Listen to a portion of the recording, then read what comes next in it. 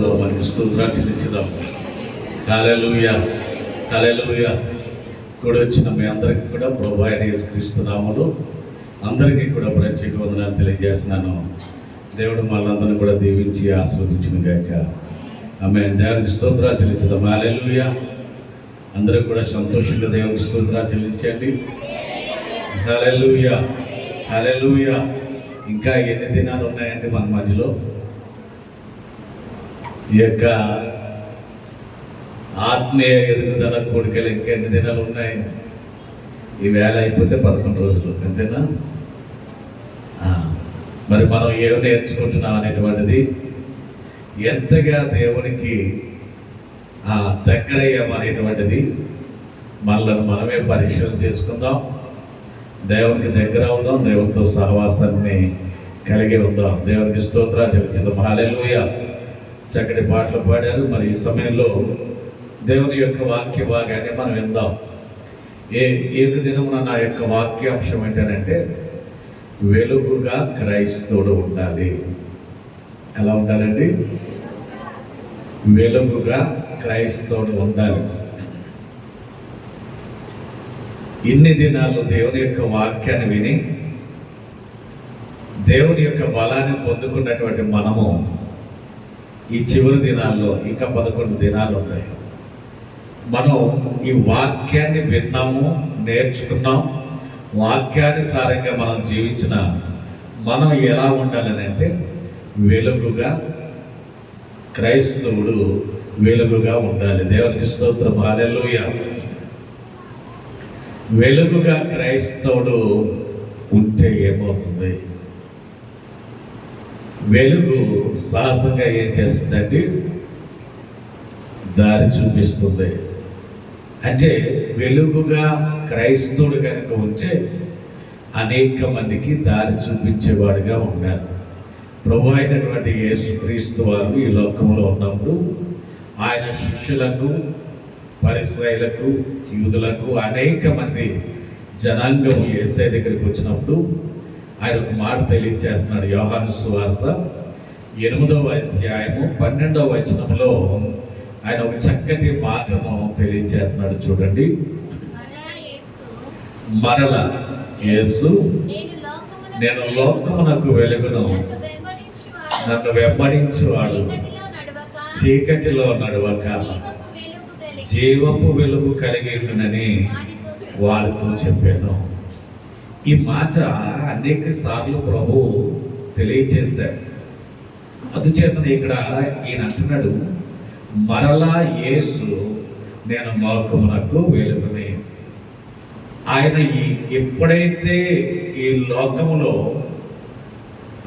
కన్య మరియ గర్భమున జన్మించాడో ఒక వింతైన తార వచ్చింది. మనందరికి తెలుసు కదండి.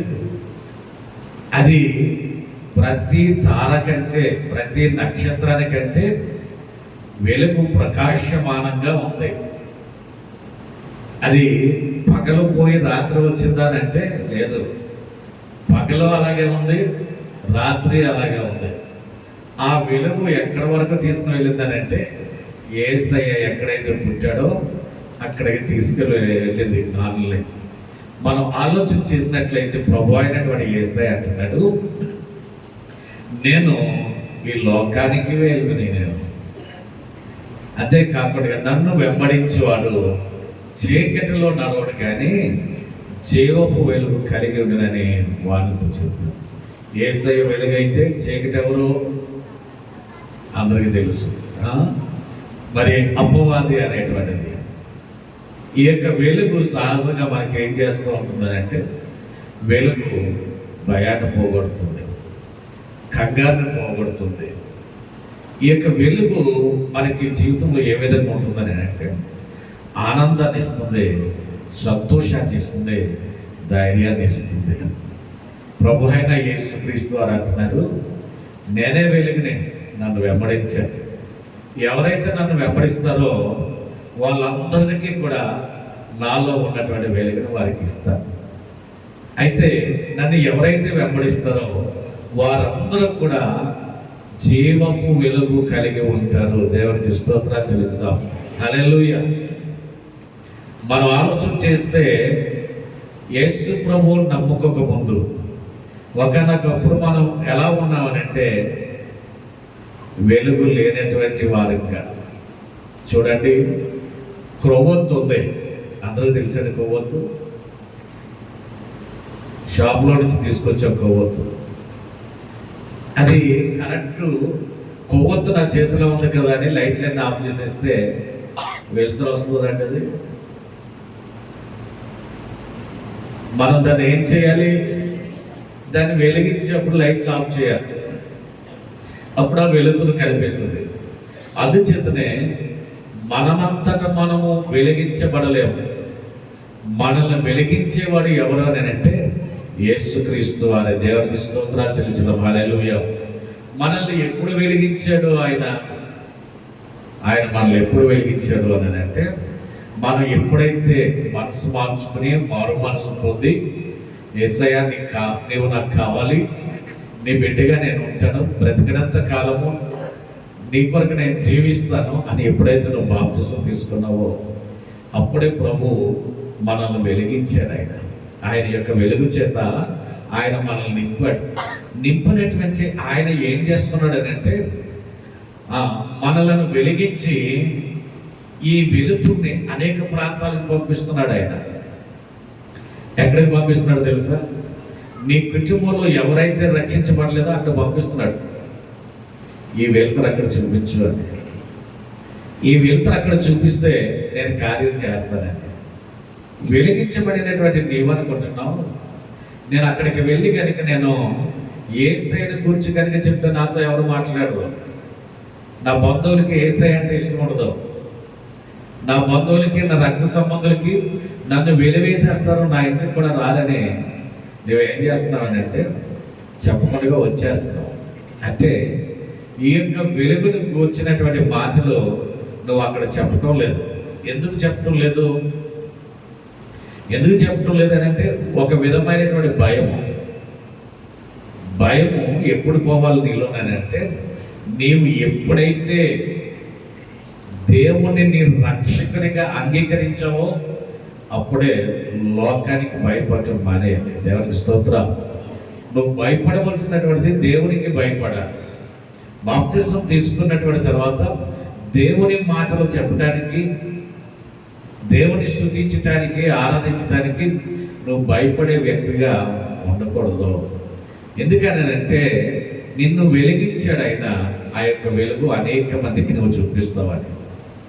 ఎందుకనంటే నిన్ను నీ కుటుంబంలో నుంచి ఒక ప్రత్యేకించి ఆయన నిన్ను పిలిచాడు. ఆయన నిన్ను పిలిచి నిన్ను ఒక వెలుగుగా వెలిగించిన తర్వాత నీ మీద ఆయనకు పెట్టినటువంటి భారం ఏంటంటే అనేక మందిని నీవు వెలిగించాలని. నేను నిన్ను వెలిగించాను, నువ్వు అనేక మందిని నువ్వు వెలిగించాలి, దేవుని యొక్క ఉద్దేశం. అయితే నువ్వు వెలిగిస్తున్నావా, భయపడుతున్నావా అనేటువంటిది నువ్వు ఆలోచన చేయాలి. ఎందుకనంటే మనము పూర్వము ఎలాగున్నాము అని అంటే చీకటి అయి ఉన్నాము అంటున్నాడు. బైబిల్ గ్రంథంలో ఎఫెసీయులకు రాసిన పత్రిక 5వ అధ్యాయము 8వ వచనంలో మనం చూస్తే అపొస్తలుడైనటువంటి పౌలు గారు ఒక మాట అంటున్నాడు. మీరు పూర్వము చీకటి అయి ఉంటుంది, ఇప్పుడైతే ప్రభువునందు వెలుగై ఉన్నారు. దేవునికి స్తోత్రాలు చెల్లించుదాం. హల్లెలూయా. పూర్వము ఎలా ఉన్నారంటే అంటే మనం పౌలుని ఉదాహరణగా తీసుకుందాం. ఆయన పూర్వం పౌలుగా మార్చబడక ముందు సౌలుగా ఉన్నాడు. ఆయన యొక్క మనస్తత్వం వేరు, ఉద్దేశం వేరు, ఆలోచన వేరు, ఆయన యొక్క పనులు వేరు, ఆయన యొక్క నడవడికి వేరు. అన్నీ కూడా దేవునికి బాధ కలిగించే విధంగానే ఉన్నాడు. ఆయన దేవుని ప్రజలను హింసించేవాడిగానే ఉన్నాడు. అటువంటిది ఆయనను ప్రభువు పట్టుకున్న తర్వాత ఆయన జీవితం మార్చబడింది. ఆయన ఎప్పుడైతే ప్రభువు ఎప్పుడైతే ఆ సౌలును పట్టుకుని పౌలుగా మార్చాడో ఆయన అంటున్నాడు, నేను పూర్వం దోషకుడను, హింసకుడను, హానికరుడను, ఇవన్నీ చెప్తున్నాడు ఆయన. అంతేకాకుండా ఏమంటున్నాడంటే పూర్వము చీకటే ఉన్నాయి, ఇప్పుడు ప్రభువునందు దేవునికి స్తోత్రాలు చెల్లించిన హల్లెలూయా. ఆయన సాక్ష్యాన్ని చెప్తూ ఉన్నాడు. ఆయన నేను పూర్వం ఎలా ఉన్నాను అని అంటే, లోకస్తులు ఎలాగైతే ఉన్నారో, వారు ఏ విధంగా అయితే ఆలోచించేస్తున్నారో, ఏ విధంగా అయితే మాట్లాడుతున్నారో, దేవుని కలిగి లేనప్పుడు ఆ ప్రజలందరూ కూడా ఏ విధంగా ఉన్నారు, నేను అలాగే ఉన్నాను. అప్పుడు లోకస్తుల్లాగానే ఉన్నాను. కానీ ఎప్పుడైతే దేవుడు నన్ను పట్టుకున్నాడో, నేను ఇప్పుడు వారికిలాగా లేను. నేను ఏం కలిగి ఉన్నానని అంటే, ప్రభువు నందు వెలుగై ఉన్నాను. ఆ యొక్క వెలుగుని నా హృదయంలో పెట్టుకున్నాను. అనేక మందికి ఆ వెలుగుని గురించి నేను తెలియజేస్తున్నాను. ఆ వెలుగుని గురించి తెలియజేసినప్పుడు అనేక మంది వెలుగులోనికి వస్తున్నారు. ఎవరు వాళ్ళు? లోకములో ఉన్నటువంటి వారు, దేవుని ప్రేమను తెలుసుకోలేనటువంటి వారు. ఇంకా ఎంతమంది అయితే యేసుక్రీస్తు అంటే తెలియదు, వాళ్ళందరికీ నేను వెళ్ళి యేసయ్య ప్రేమను చెప్తున్నాను. నన్ను వెలిగించాడు కదా ఆయన, ఆ యొక్క వెలుగులోనికి రండని, ఆ వెలుగు దగ్గరికి రండని నేను ఆయన ప్రేమ గురించి చెప్తుంటే అనేక మంది ఆయన దగ్గరికి వస్తున్నారు. వారిని ప్రభువు వెలిగిస్తున్నాడు. వారందరూ కూడా ఆయన బిడ్డలుగా మార్చబడుతున్నారని అపోస్తలుడు అయినటువంటి పౌలు గారు చక్కగా తెలియజేస్తున్నారు. ఈ రోజున మనలను వెలిగించినటువంటి దేవుడు ఈ వెలుగు నీ కుటుంబంలో వెలిగించాలి, అన్య జనాంగంలో వెలిగించాలి, అనేక చోట్ల నీవు వెలుగుగా ఉండాలి. ఎందుకనంటే నిన్ను వెలిగించిన దేవుడు నేను ఎక్కడికి పంపిస్తాడు అని అంటే, దేవుని నమ్ముకున్న బిడ్డల దగ్గర పంపించడు. ఆయన దేవుని నమ్ముకోలేనటువంటి బిడ్డల దగ్గర పంపిస్తాడు. నీకేమనిపిస్తుంది అంటే, అపవాదం ఏం చేస్తాడంటే, అమ్మో ఇక్కడ కనుక నోరు విప్పవా, కొడతారు, తిడతారు, బూతులు మాట్లాడతారు, నువ్వు మాట్లాడటానికి వీల్లేదు, యేసయ్య గురించి చెప్పడానికి వీల్లేదని అంటారు. ఒకవేళ నీవు ఆ రోజున కనుక నువ్వు చెప్పలేదు అనుకుందాం, ఆ మరుసటి రోజున దాంట్లో ఎవడన్నా ఒకడు చచ్చిపోయాడంటే ఆ భారం నీ మీదే ఉంటుంది. నేను నిన్ను అక్కడికి ఎందుకు తీసుకుని వెళ్ళానంటే, ఆ వ్యక్తి రేపటి దినాన్ని చనిపోతాడు. నిన్ను అక్కడికి ఎందుకు తీసుకుని వెళ్ళానంటే, నా ప్రేమను కూర్చి నీవు అక్కడ తెలియచేస్తావని నేను నిన్ను అక్కడ తీసుకుని వెళ్ళాను. నీవు గనక చెప్పుంటే వాడు వెలిగించబడేటువంటి వాడు, నా ప్రేమను గుర్తించి నా బిడ్డగా మార్చబడేటువంటి వాడు. నువ్వు చెప్పలేదు, నువ్వు భయపడ్డావు చెప్పడానికి, ఇప్పుడు వాడు చనిపోయాడు. దానికి కారణం ఎవరు అని అంటే నీవే. ప్రభువు నిన్ను లెక్క అడుగుతాడు. మనం జీవిస్తూ ఉన్నాము అని అంటే, ఈ జీవించే సంవత్సరాలన్నీ కూడా దేవుడు మనకి ఒక గిఫ్ట్గా ఇచ్చాడు. అంతేకాకుండా ప్రతి మానవుని కూడా ఆయన ఏమంటున్నారంటే, నీవు జీవించుచున్నావన్న పేరు మాత్రం నీకుంది, కానీ ఎందుకు మాట్లాడుతున్నాడు తెలుసా? మృతులను చూసి నీవు భయపడుతున్నావు. మృతులంటే దేవుని కలిగి లేనటువంటి వారు, లోకానుసారంగా జీవిస్తున్నటువంటి వారు, వారికి దేవుని యొక్క మాటను చెప్పడానికి భయపడుతూ ఉన్నావు నువ్వు. అంటే నువ్వు ఎలా ఉన్నావంటే వారికి నీకు ఏం తేడా లేదు. నువ్వేదో నా పేరు పెట్టుకుని నువ్వు జీవిస్తున్నావు, కానీ నువ్వు మృతుడివే అని అంటున్నాడు. నువ్వు ఇంకా ఆ మృతుల లోకములోనే నీవు ఉన్నావు, కానీ నువ్వు నా యొక్క వెలుగును కలిగి లేవు. అందుకే నీలో ఏముంది? భయం ఉంది, తొందరపాటు ఉంది, నువ్వు చెప్పలేకపోతున్నావు. కానీ నువ్వు ఏం చేయాలి అని అంటే, నువ్వు పూర్వము ఏది మాట్లాడటానికైనా, రక్షణ పొందక ముందు, బాప్తిసం పొందక ముందు ఏది మాట్లాడాలంటే అది మాట్లాడేసావు. ఎంత ధైర్యంగా వెళ్ళేది అనుభవం, ఎంత ధైర్యంగా వెళ్ళేవాడు ప్రతి విషయంలో కూడా. దేవునిలోనికి వచ్చినటువంటి తర్వాత దేవుని మాటను చెప్పడానికి ఎందుకు భయపడుతున్నావు నువ్వు? ప్రభువు అదే లెక్క అడగబోతూ ఉన్నాడు. ఎందుకంటే ప్రతిదీ కూడా ఆయన నిన్ను చూస్తూ ఉన్నప్పుడు నేను నిన్ను వెలిగించాను. ఒక ప్రత్యేకమైనటువంటి దానం, నువ్వు ప్రత్యేకమైనటువంటి వాడు. నువ్వు అందరిలాంటి వాడు కాదు. ఒక ప్రత్యేకమైనటువంటి స్థితిలో నేను ఉంచాను. ఆ దెస్సలోనియ సంఘంలో ఉన్నటువంటి వారిని, అంతియోకయ సంఘంలో ఉన్నటువంటి వారిని ఇతరులు అందరూ కూడా ఏమని పిలిచేవారంటే వారు క్రైస్తవులు అని. ఎందుకు ఆ పేరు వచ్చింది వాళ్ళకి? ఎందుకు ఆ పేరు వచ్చింది అని అంటే, వారు యేసు ప్రభువుని నమ్ముకున్న తర్వాత వారి జీవిత విధానం పూర్తిగా మార్చబడింది. వాళ్ళు ఏం చేస్తున్నారు అని అంటే, మునుపు ఏ విధంగా ఆలోచన చేస్తారో, ఏ విధంగా మాట్లాడారో, ఏ విధంగా నడుచుకున్నారో అన్నీ మారిపోయినాయి. ఎవరైతే మార్పు చెందలేదో వారి దగ్గరికి వెళ్తున్నారు. వారి దగ్గరికి వెళ్ళినప్పుడు వారు అపహాస్యం చేస్తున్నారు. వెళ్ళి క్రైస్తవులు అనబడినటువంటి వారిని, దేవుని కలిగినటువంటి పిల్లల్ని వారు అపహాస్యం చేస్తున్నారు. అపహాస్యం చేస్తున్నారు కదా, దేవుని మాటలు చెప్పడానికి వీల్లేదు అని వచ్చేసారని అంటే, రాలేదు అయ్యా, ఒకనొకప్పుడు నీలాగానే ఉన్నాను కదా, నేను నీ విధంగానే మాట్లాడాను కదా, నీ విధంగానే అవమానించాను కదా, నీ విధంగానే అనేక రకాలుగా నేను వ్యవహరించాను. యేసయ్య నన్ను పట్టుకున్నాడు అయ్యా, యేసయ్య ప్రేమను నేను గుర్తించాను. ఆయన ఎంత ప్రేమమయుడో తెలుసా అనేటప్పటికీ వాడికి ఏమి మాట్లాడాలో తెలియని పరిస్థితిలో ఉండగా వాడికి యేసయ్య ప్రేమను కూర్చి చెప్పినప్పుడు వాడు మౌనం అయిపోతున్నాడు. అక్కడ చిన్న ప్రార్థన చేయటం, అంతేకాకుండా ప్రార్థన ఏ విధంగా చేయాలో నేర్పించడం వచ్చేస్తాడు. వచ్చేసినటువంటి తర్వాత వారికి నిద్ర పట్టడం లేదు. ఇంకా తెలుసుకోవాలి యేసయ్యని గురించి అని వెతుకుతూ వస్తున్నారు. యేసయ్య ప్రేమ గురించి చెప్తూ దేవుని మందిరానికి నడిపిస్తున్నారు. దేవుని మందిరానికి వచ్చిన తర్వాత దేవుడు ఏం చేస్తాడంటే, ఆయన పట్టుకుంటున్నాడు, ఆయన బలపరుస్తూ ఉన్నాడు. దేవునికి స్తోత్రాలు చెల్లించుదాం. హల్లెలూయా. గత వారంలో నేను ఒక వ్యక్తిని గురించి తెలియచేశాను, ఒక దైవజనుడి గురించి. ఆయన వాక్యానికి చెప్పడానికి వెళ్ళినప్పుడు ఒక దొంగోడు కత్తి పట్టుకుని వచ్చి, మరి నీ దగ్గర ఉన్న సమస్తం ఇచ్చే అని అన్నాడంట. వెంటనే ఆయన పరిస్థితి ఇచ్చేసాడు. పరిస్థితి ఇంకా ఏమన్నా తీయన్నాడంట. నా దగ్గర ఏం లేదు బాబు, నేను పాస్టర్ గారిని అంటే, లేదు చూడు జేబుల్లో ఉంటే చూడని అంటే అంతా చూశాడు, ఏమీ లేవు.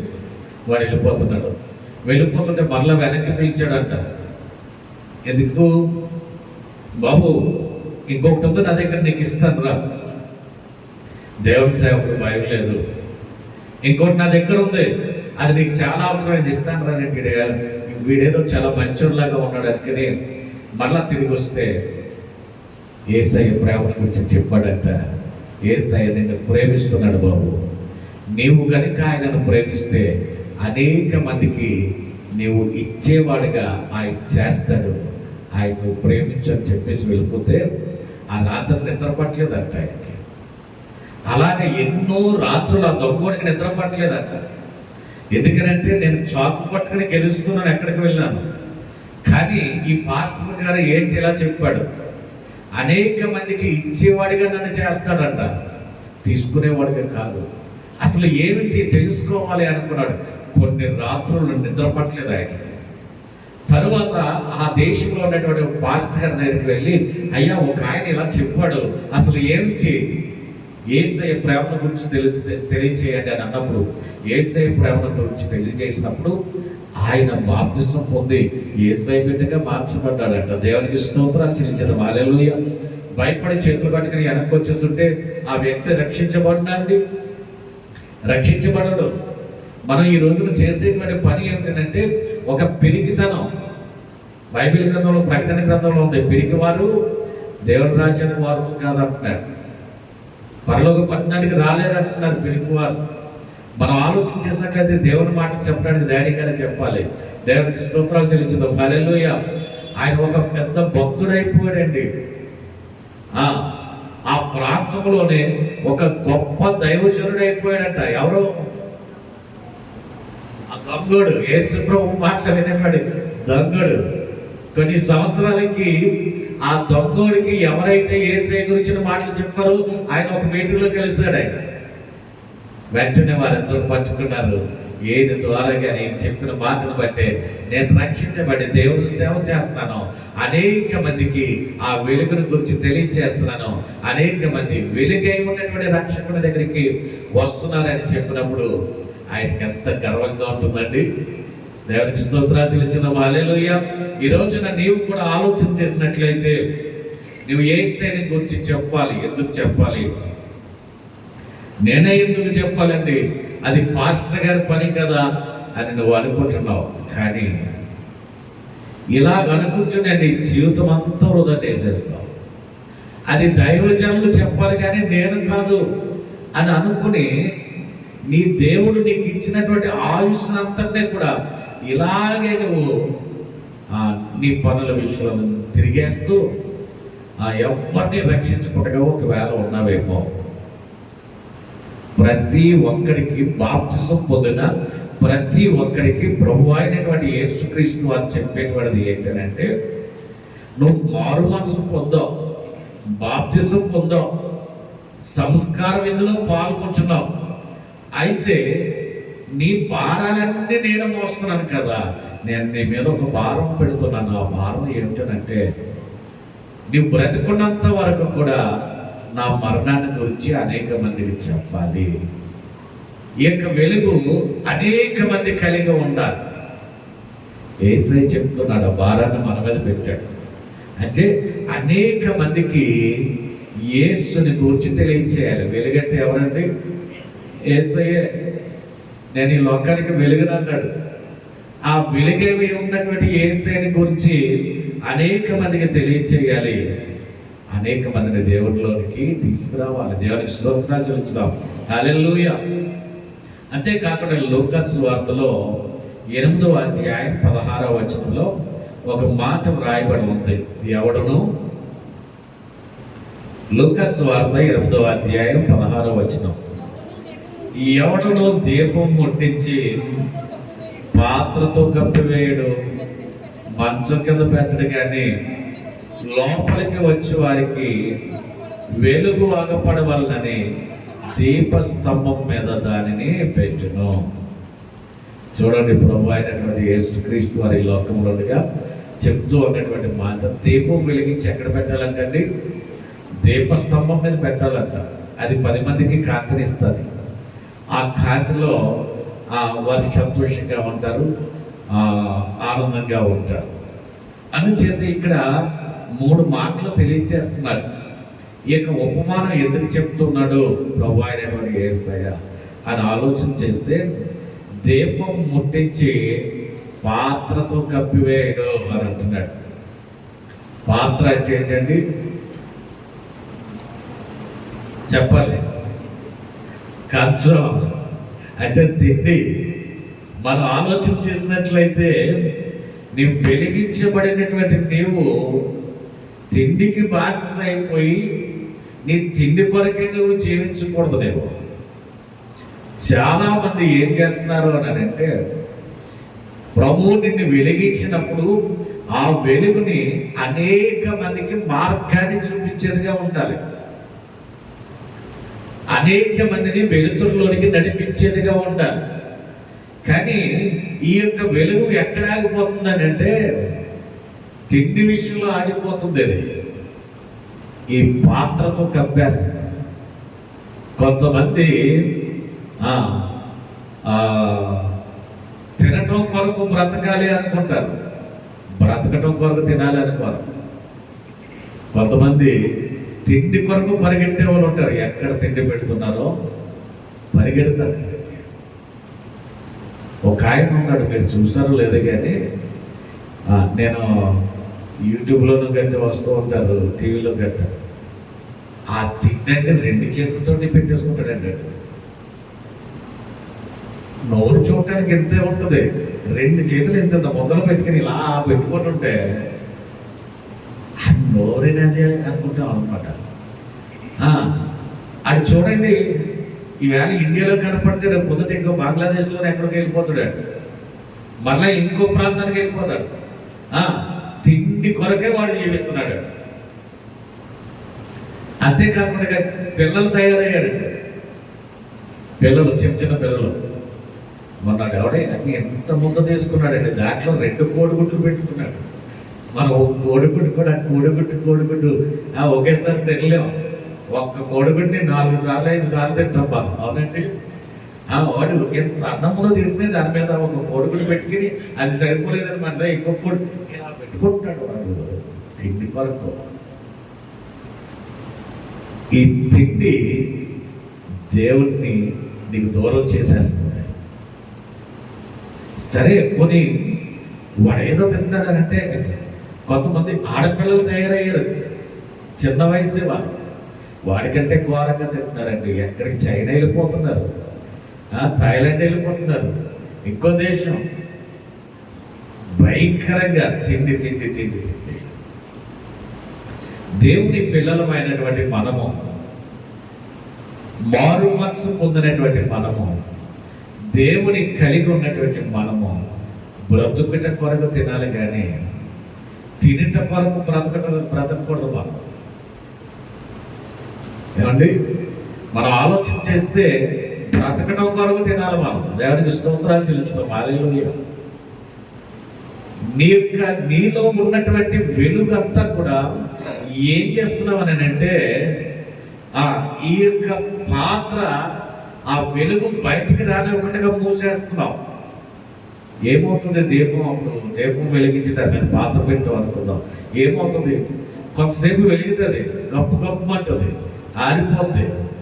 కొంతమందికి ఏం తినాలో తెలియదు, లోకంలో ఉన్న అన్ని తినేస్తారు, జబ్బులు తెచ్చుకుంటారు, దానివల్లే రోగాలు.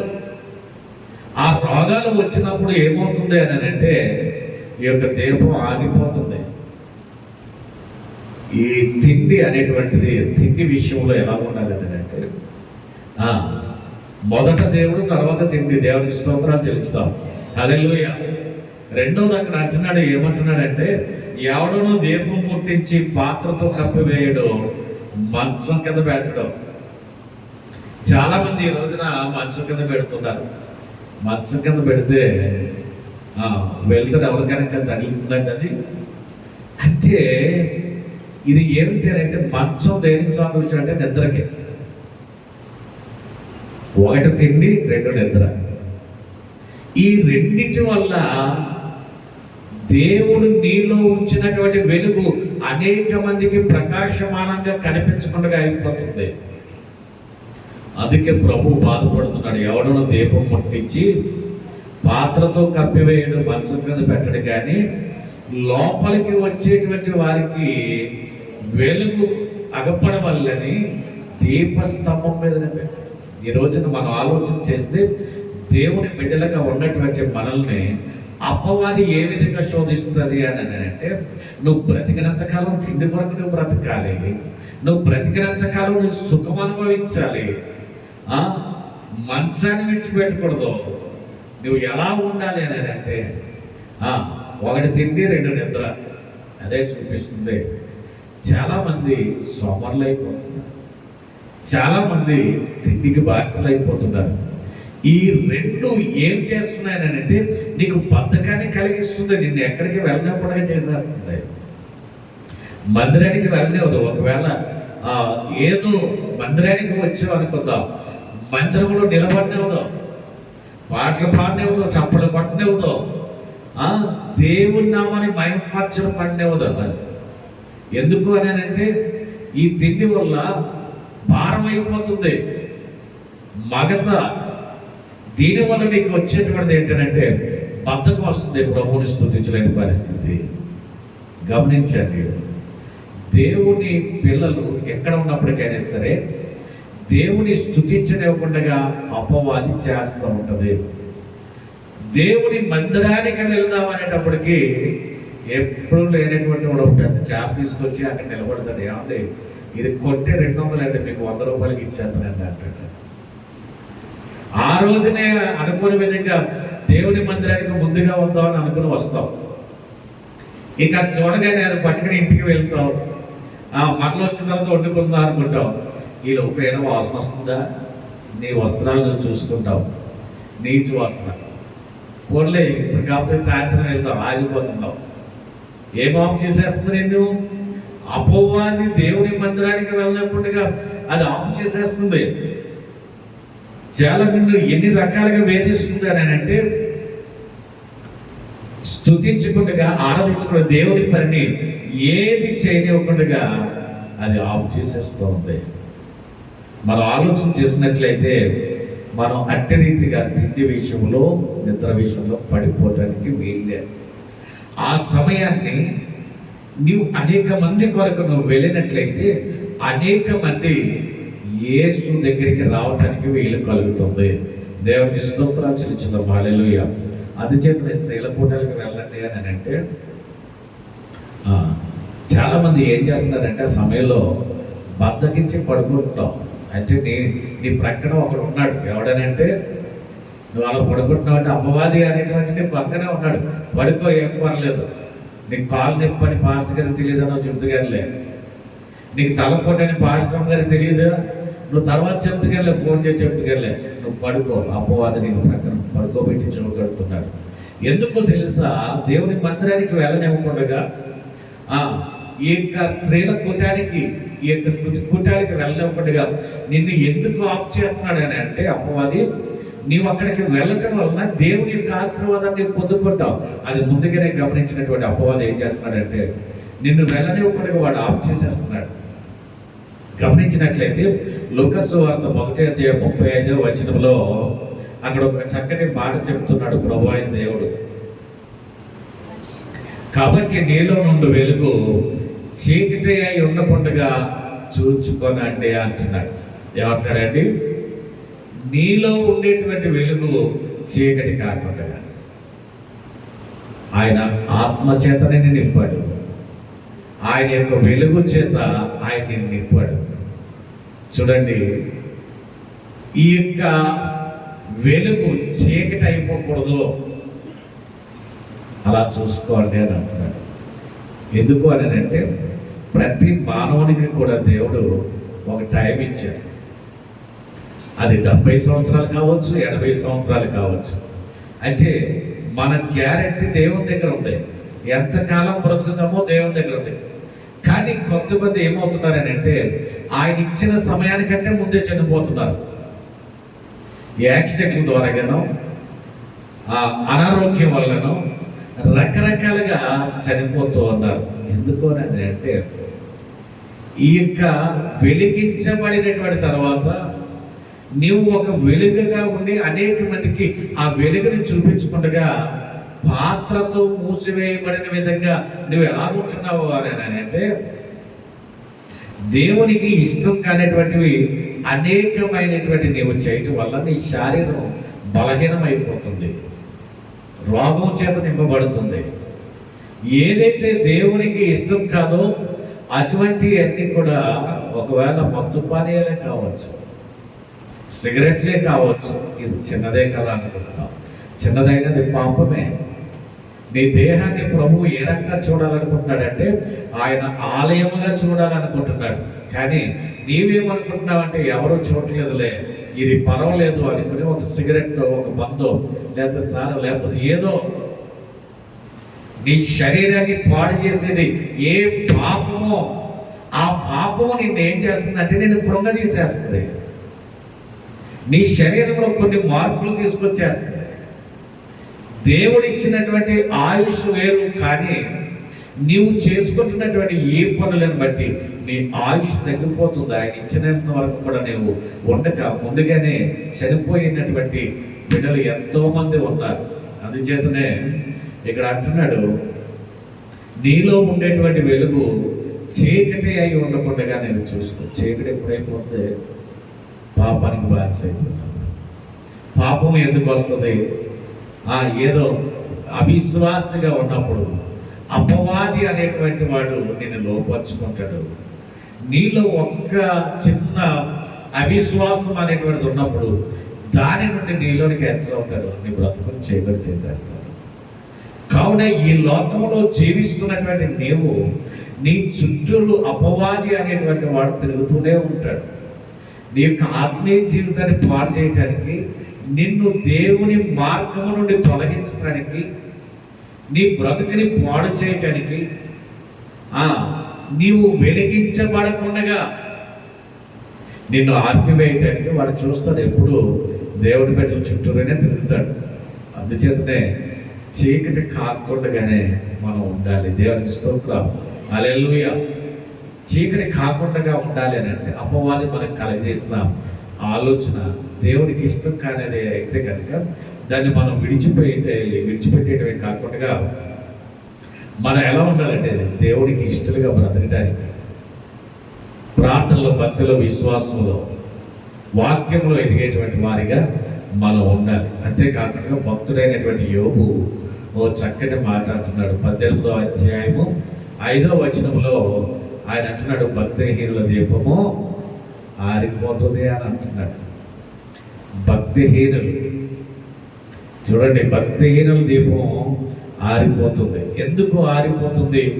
భక్తిహీనుడు అనేటువంటి వాడు దేనికి భయపడ్డాడు? వాడు ఎవరిని హింసించడానికైనా, ఎవరిని బాధించడానికైనా, అవమానించడానికైనా, కొట్టడానికైనా, చంపడానికైనా దేనికి కూడా భయపడ్డాడు. తల్లిని కొడతాడు, తండ్రిని కొడతాడు, అందరినీ వేధిస్తాడు. దేవుని భయం అనేటువంటిది వాడిలో ఉండదు. దేవుని భయం ఉన్నటువంటి వాడు, అమ్మో దేవుడు నన్ను చూస్తున్నాడు, దీనికి ప్రతిఫలం ఉంటుంది అనే ఒక భయం ఉంటుంది. కానీ భక్తిహీనుడికి ఆ భయం ఉండదు. అందుచేత భక్తిహీనుల దీపము ఏం చేస్తారంటాడండి? ఆర్పివేయబడును. ఎప్పుడు ఆరిపోతుందో తెలియదు. ఆ దీపము సడన్గా ఆరిపోతుంది. ఒక సామెత ఉంది, దీపం ఉండగానే నీళ్లు చక్కబెట్టుకో. ఇక దీపము ఆరిపోతే ఇక ప్రయోజనం లేదు. అంటే ఈ యొక్క దీపము నీలో దేవుని యొక్క ఆత్మ ఉండగానే, నువ్వు బ్రతకుండగానే నీ యొక్క ఆత్మీయ జీవితాన్ని నువ్వు సరి చేసుకోవాలి. నువ్వు చనిపోయిన తర్వాత సరి చేసుకోవాలనుకున్నా కుదరదే కాదు. తీర్పులో నిలబడవలసిందే. కానీ బ్రతికి ఉన్నప్పుడే మన ఆత్మీయ జీవితం ఎలా ఉంది అనేటువంటిది మనకి మనం ఆలోచన చేసుకోవాలి. సరి లేకపోతే సరి చేసుకోవాలి. యేసయ్య పాదాలు పట్టుకోవాలి, బ్రతుకులాడాలి. యేసయ్య, అయ్యా నా బ్రతుకు బాగోలేదయ్యా, నా యొక్క ఆలోచన విధానం బాగోలేదు, నా మనసు బాగోలేదు. ఈ రోజున నువ్వు నాతో మాట్లాడావు అయ్యా, నీకు వందనాలు. నేను ఇప్పటి వరకు కూడా ఒక పరిసైన వల్లే నేను ఎవరికో భక్తిపరుడిగా నేను కనిపించాలి అని అనుకుని భక్తిపరుడిగానే ఒకవేళ నేను జీవిస్తున్నాను. కానీ నాలో భక్తి లేదు. భక్తిపరురాలాగానే నేను జీవిస్తున్నాను, కానీ నాలో భక్తి లేదు.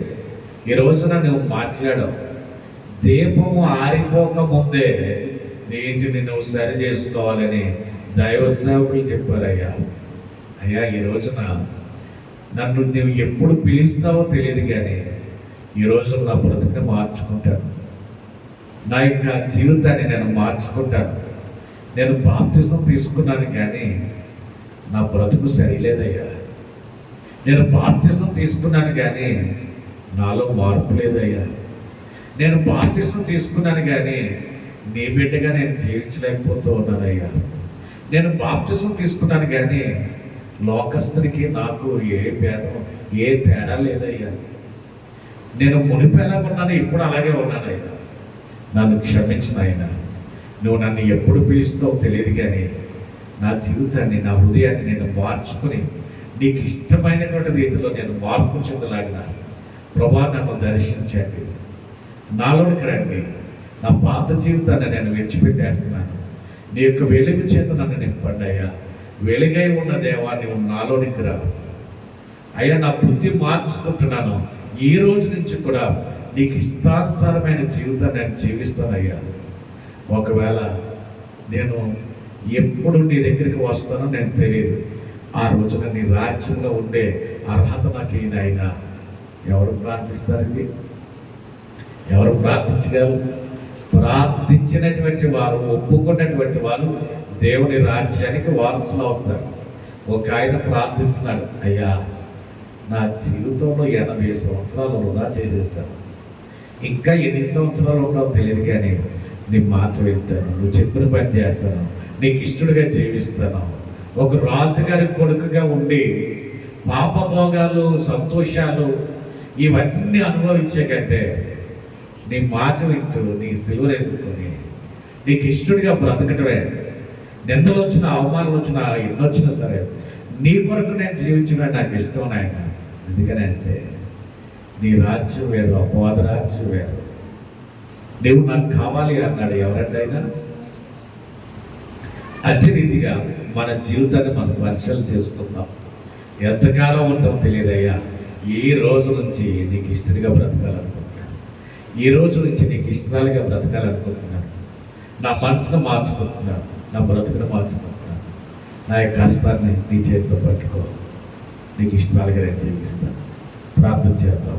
దేవుడి యొక్క మాటలు మన ఇంట్లో దీవించిన గాక. చిన్న ప్రార్థన చేద్దాం.